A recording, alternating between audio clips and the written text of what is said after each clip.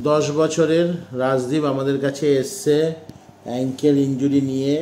ওর এখানে ওর একটা ফ্ল্যাট ফুটও আছে, তবে দিস ফ্ল্যাট ফুটটা ওর কনজেনিটাল নয়। বসো বসো বসো। এটা কিন্তু ওর কনজেনিটাল প্রবলেম নয়, এটা হচ্ছে ব্যাড ফুটওয়্যার ইউজ করার জন্য আস্তে আস্তে আস্তে আস্তে হয়ে গেছে। এবং এর জন্য ওর কি হচ্ছে, ওর একটা নকনি টাইপেরও ডেভেলপ করছে। তো আমরা এই কারেকশানটা ও স্টার্ট করেছি, ঠিক আছে। ওর মিডিয়াল আর্চ সাপোর্টটাকে এনহ্যান্স করা হচ্ছে, বাড়ানো হচ্ছে। এটা মেশিনের সাহায্যে ট্রিটমেন্টটা চলছে। ও তার সাথে সাথে আমরা ক্লোজ কাইনেটিক চেন এক্সারসাইজের মধ্যে রাখা হয়েছে। যাও বসো বসো বসো। এই ধরনের আরও নিচে যাও। এবার এখানে হোল্ড করছে, হোল্ড করার পর ও আস্তে আস্তে উপরে উঠছে।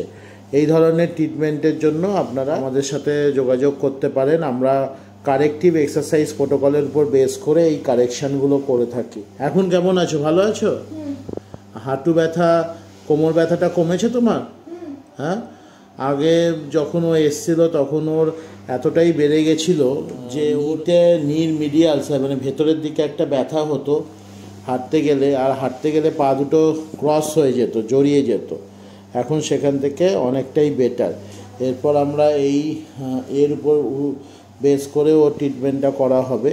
মানে আমরা প্রোপ্রিওসেপটিভ ট্রেনিং, অ্যাঙ্কেলের সমস্ত কিছু ওকে করাচ্ছি।